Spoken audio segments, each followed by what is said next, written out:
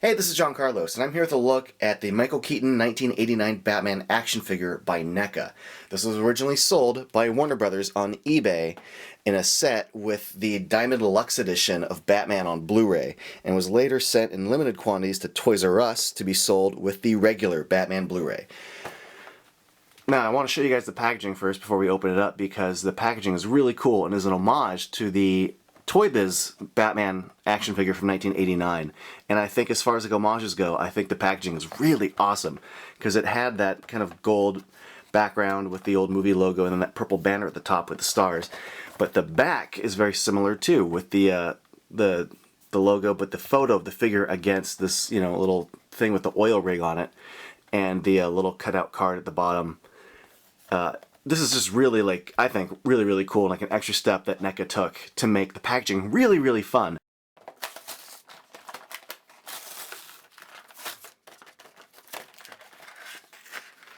NECA has made some interesting choices with this figure, some of them not so great, but before I get to that, I just want to point out how badass this figure looks just standing there. Like, even with my nitpicks, I'm very happy with this figure, but I gotta point out a few things. Like, his head feels a little big compared to the rest of his body. Like, I feel like his head should have been scaled down a bit, a little bit smaller, or his body should have been bigger, but, I mean, when you look at him, it just feels like his head's a bit too large. But the actual shape of his head is good. My bigger complaint is the actual shape of his body. Like, if you look at his, legs and his knees, and then where his waist is compared to his hips, like, he has a really long torso. Like, I feel like thighs end, you get to his hips and waist, and this space needs to be, tighter. Like, it's an odd amount of space for, the length of his chest. And then here's the belt, and then there's so much more where his hips go. It's an oddly long torso compared to what... It makes the legs look short. I don't know if that was the intention, but it makes his legs look stubby. Also, if you look at the bulbousness of his thighs, they protrude past his hips considerably. It makes his thighs look kind of, I don't know, almost like thunder thighs. It's just a little weird. The dimensions of this figure are off, but despite the dimensions being off, they got a lot of things right. So let's dive into that. Like the actual head. This head looks really cool. They actually got the Michael Keaton mouth, that not only the lines, but the curve of his lips and his chin. This totally looks like Michael Keaton's mouth. I dig this. And also, it's an interesting approach for them to do. They didn't just sculpt the cowl and then sculpt the face into it. This is a cowl that goes over an actual face piece. The eyes and the mouth are actually underneath the cowl. It's a great choice. I think it's really ballsy of NECA to do that, because you could have just sculpted one big head. But I appreciate the attempt. It looks cool. You can actually see through the eye socket there, through the other side, and that's just kind of cool. I like this little seam going down the back there too.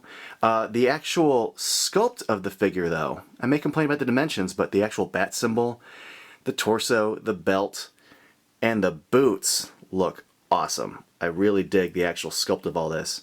They did a good job getting all the little details of the boots.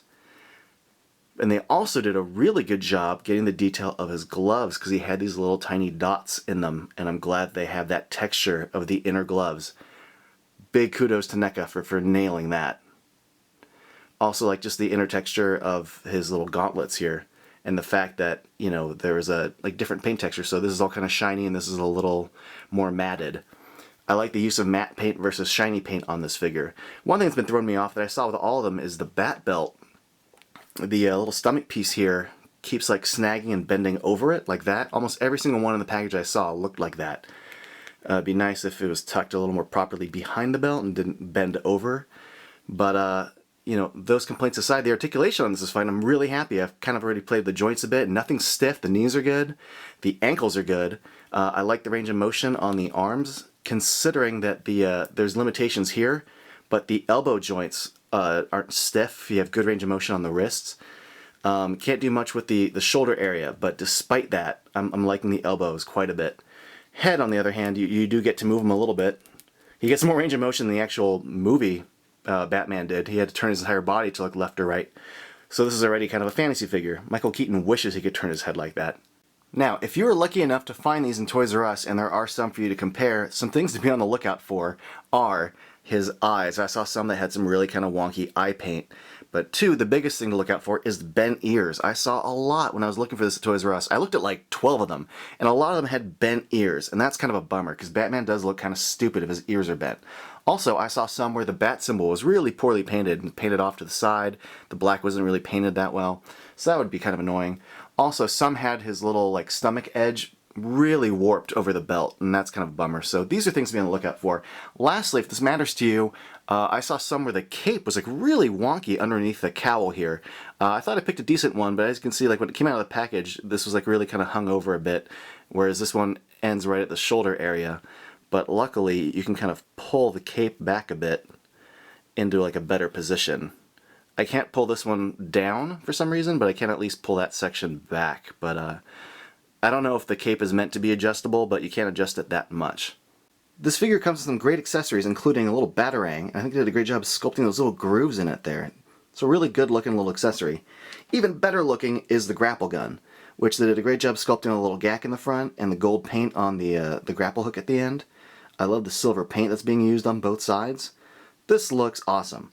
Also comes with an alternate right fist, because his hand is a grip hand on the right, and then his left hand is a fist, and there's an alternate left grip hand that's got this little hole in the top, which fits the batarang decently, like so. Now, the right hand that the figure comes with can also kind of grip the batarang, kind of. But what this hand is, I don't know if you jam it in the right way, it will. There you go. But what this hand is meant to hold is the grapple gun. And that looks great. Fits perfect. This is an action figure that I've been wanting for a really long time.